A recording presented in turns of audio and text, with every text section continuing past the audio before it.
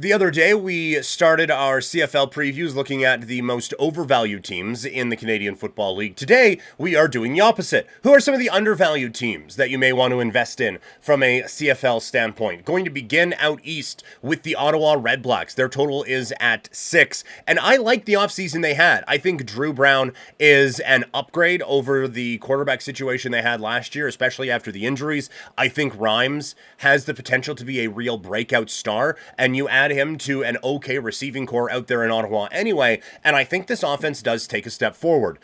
The offense wasn't the problem last year, though, and I will admit I don't know if they did enough defensively to really change. I don't think this is going to be a comfortable over, but the defense can't be that bad again, can it?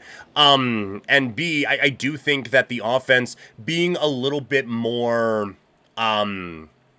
just a bit improved, I think, is going to help the defense out a little bit more in this as well. So I think Ottawa is really undervalued at 6. Same thing goes for Edmonton. Their total is at 6.5. They have a significantly improved quarterback situation from 1 year ago. No, I don't think a lot of Chris Jones as a football person, but they go out, they get Bethel Thompson, which I thought was a bit questionable, but there is no question he is better than Cornelius, and you still have Trey Ford there as a safety net. So I do think Edmonton steps up and gets over that total, and I think they're very undervalued this year. And I have to play the homer card. The last one here are the Saskatchewan Roughriders at 7.5.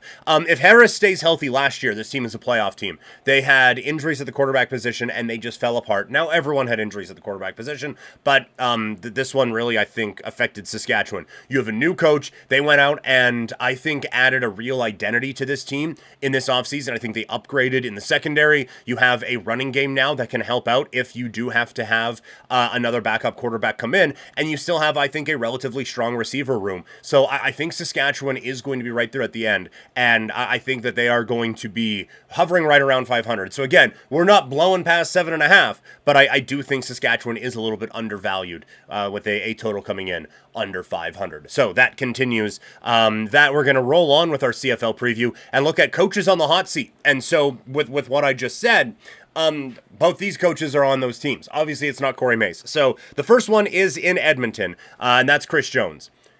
He tends to wear out a welcome, Chris Jones. He tends to kind of be a little bit grating at times. So I think that he kind of needs this to start working if he's going to continue to be the type of guy that he is. And I think last year he significantly hindered this team by waiting so long to make that switch at quarterback. He has brought in a vet this year, and I think now there needs to be signs of a bit of a turnaround out with the Elks. The other one is in Ottawa, Bob Dice. This team hasn't made it to the playoffs since they lost in the Grey Cup in 2018, and really, they haven't been close. They have gone out, and again, as I mentioned before, addressed the quarterback situation. They have added to their receiving room. We'll see if the defense can turn it around, but this Ottawa team needs to show some signs of life to, I think, keep Bob Dice employed. Montreal wins the Grey Cup last year, but I don't think they were spectacular until a real good month got them a championship. Hamilton, I think, is just primed for a fall off this year.